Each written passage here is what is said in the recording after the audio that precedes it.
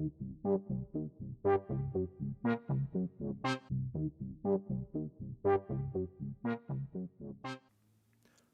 Squid Game: Survival of the Wokest. A man in a pink uniform and full face mask steps forward and speaks.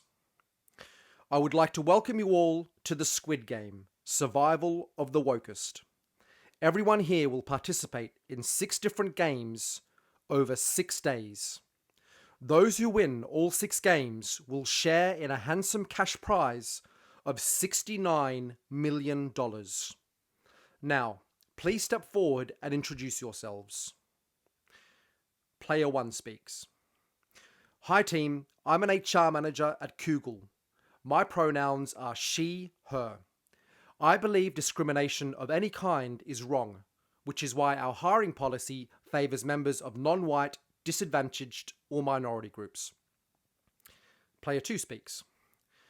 Good morning all. I'm a professor at UCLA. I believe that gender and race defines who we truly are, and that this nation was built on the backs of brown, black, and LGBTQ+ people. Player 3 speaks. Greetings, I'm a host at MSNBC. I take my duty of distilling truth and facts very seriously, which is why I hate Donald Trump and conservatives. Player 4 speaks. Hey, I'm an Antifa activist. I believe anything is justified to achieve meaningful societal change, including riots, looting, arson, assault, and murder. Ah, shit, I said what I was thinking. Player 5 speaks. Welcome all. I'm the mayor of a big city. I always put my residents' safety and prosperity first. I think we need to do away with the police. Player 6 speaks. Hi, I'm a Hollywood actor. I may or may not be Alec Baldwin. I'm fortunate enough to have all the right opinions, and I'm thankful for being morally superior to most. If you don't like it, you'll never work in this town again. Player 7 speaks. Hello, I'm a school board member. My primary job is to ensure children learn the true facts about racism and white supremacy, so they can right the wrongs of the past. And that's it. Oh yes, and I also deal with maths and science and stuff. Player 8 speaks. Hi, I'm a proud member of Congress. I fight for progressive values, i.e. social, racial, and economic justice. I stand firmly against those in power who seek to divide us. The rest of the players introduce themselves. When they're done with introductions, the man in the mask speaks. Thank you. The first game is now due to begin. Game 1. Red light, green light. A tall Asian robot girl stands 100 meters in front of the players. A voice welcomes the players via the speaker system. Here is the first game. You will be playing red light, green light. You may move forward when the robot shouts green light, and you must stop when it shouts red light. If your movement is detected on red, you will be eliminated. Those players who cross the finish line without being eliminated within the 5-minute playtime will pass this round. The players are ready, except for the school board member, who is staring at the tall Asian robot girl with concern. Suddenly, the robot turns its back and shouts green light. The players seize the opportunity to take a few steps forward. The school board member stays put, however. She decides to speak up. Excuse me, little girl. I'm a huge advocate of critical race theory in my school district. And on behalf of everyone here, I wanted to extend my deepest apologies that you're being forced to watch a white person like me play for prize money, and that you aren't able to take part yourself. I know that you being non-white has everything to do with your being excluded, and this blatant racism is unacceptable. The Asian robot girl turns around and shouts, red light, and the players freeze. The school board member locks eyes with the robot and feels she's got through to her. She goes on. I'd be honoured for you to join us as... There's a loud bang. The school board member collapses to the ground with a huge hole in her head. Game 2. Honeycomb. There are 4 shapes on the wall at the front of the room. A circle, triangle, star, and umbrella. A voice welcomes the players via the speaker system. Welcome to the second game. Before the game begins, choose one of the 4 available shapes on the wall. Once you've chosen the shape, please stand in front of it. The players stand in front of their respective shapes. The professor has chosen the umbrella. The voice continues. The shape you have chosen is the shape you must carve from the honeycomb. Your time limit is 10 minutes. You will pass if you trim out the shape without cracking or breaking it. The players get to work. The professor, however, is pondering what he's heard. Finally, he clears his throat and speaks. I stand in solidarity with the true and rightful owners of this land, our Native American brothers and sisters. Before the white man came and took their land, they never used or needed umbrellas. To include an umbrella, therefore, is exclusionary and would remind any Native American players amongst us of how they were forced to adapt their way of life to that of the white supremacists. As such, I will not be carving one out. With that, he sits in protest.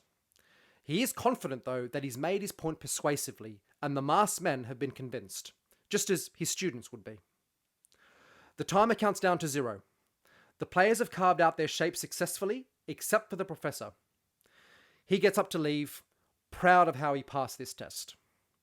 A masked man walks up to the professor and points a gun at his head. The professor looks confused. Didn't he hear his eloquent argument? Bang! Blood splatters on the wall. Game 3. Tug of War. 2 elevated platforms with a large gap between them and standing 20 meters high tower over the players. A voice welcomes the players via the speaker system. I would like to welcome you all to the 3rd game, Tug of War. To win, you must pull the rope towards your platform to drop your opponent below. The players draw lots and are paired up with their opponents. The HR manager, a 5'5" female, will face the city mayor, a 6'6" male. She seems quietly confident, however. They're called up first. The mayor looks her up and down as if she will be easy work. She takes exception to this and decides to enlighten him on the facts of life.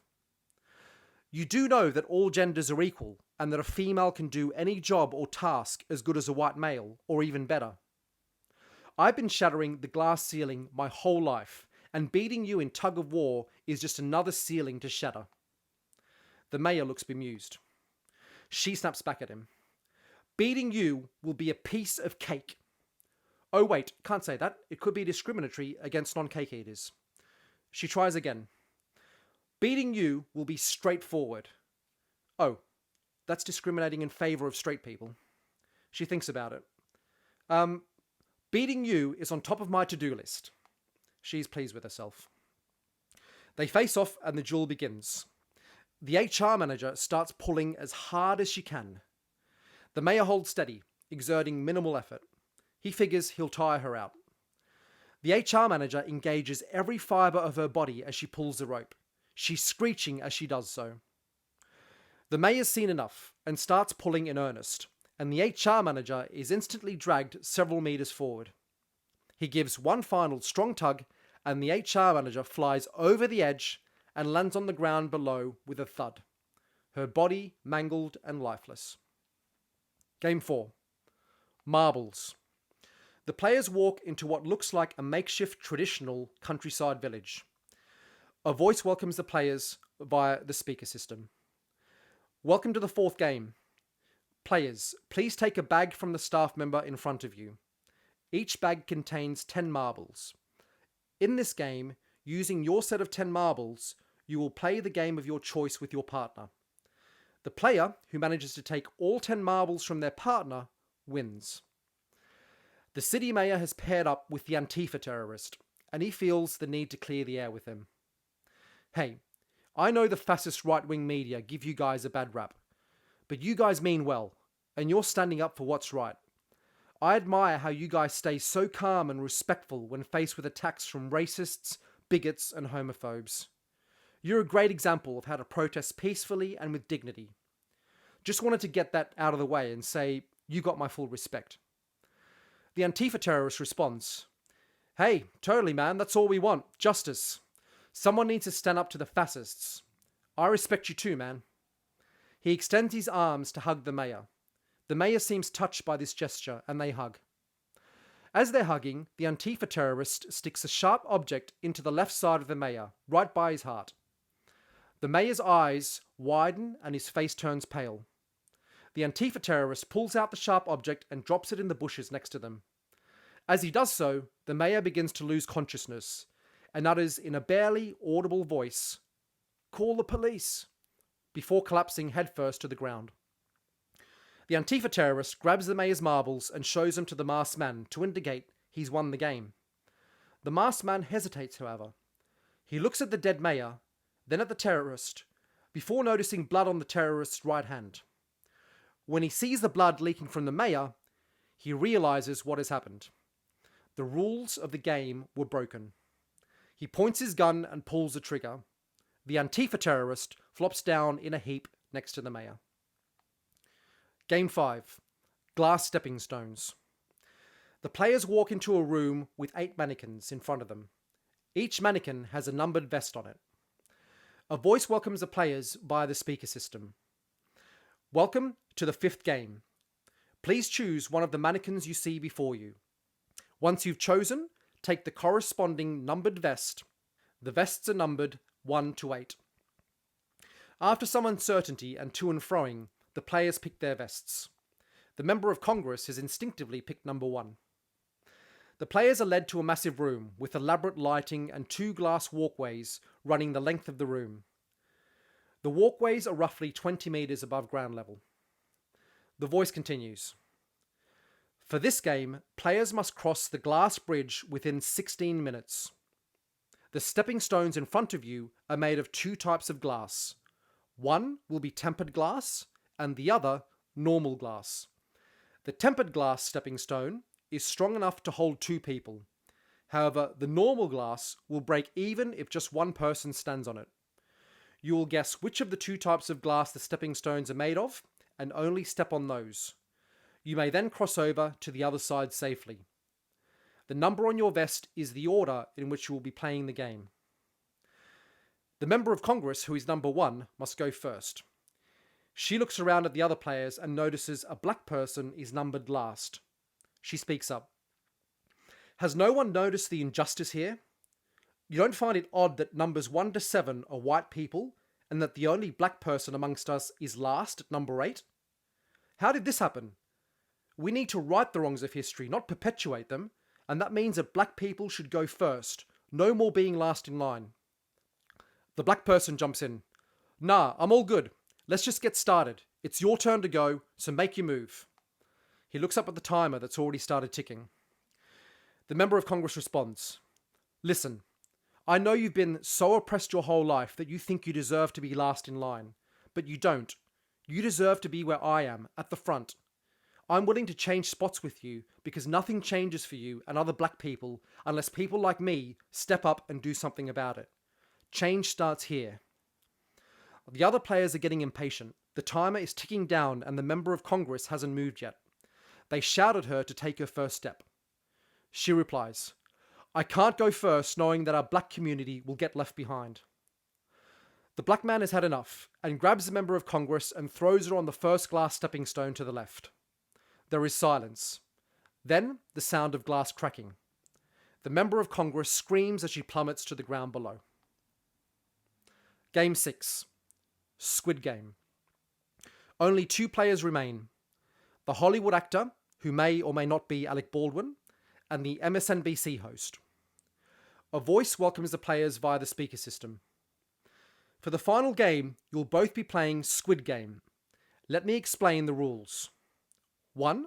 The attacker must enter the squid-shaped court, run past the defense, and then tap the area inside the squid's head with his foot to secure the win. 2. The defender must block the attacker's advance and force them outside of the court's bounds in order to win. 3. If a situation arises in which either player is unable to continue playing the game, the last one standing will be the winner. The 2 men square off. The MSNBC host can't hold his tongue any longer and speaks. I'm a big fan of your work. Your impression of Trump is gold. Geez, he's such a dirtbag. All Republicans are. So glad Kamala and Biden are in charge now. I love how conservatives and Fox News are so butthurt about it. I'm like, I couldn't care less about your feelings, you nasty evil dirtbags. He changes tone. By the way, I'm so sorry to hear about what happened on the film set. Terrible accident. That must have been so hard on you. No one should have to go through something like that. This last part triggers the actor. Shut up, jerk-off. What makes you think it was an accident? It was the perfect way to get away with murder. And so is this Squid Game. You're next, dipshit. With that, he thrusts his knife into the open mouth of the MSNBC host, who starts to gag, then drops to his knees. He looks up at the actor as if to say, "Why?" before collapsing awkwardly to the ground. The Hollywood actor is elated. Heck yeah, he's dead. Did I win? Woo! Hey, Trump isn't behind all this, is he? Actually, that would make one hell of a Sunday Night Live skit. As he's celebrating, a tall, well-dressed man in his 70s with blonde hair and an orange face appears. He's holding a shotgun, which he points at the actor. "Did you miss me?" he asks. The actor stares at the man in horror. Bang!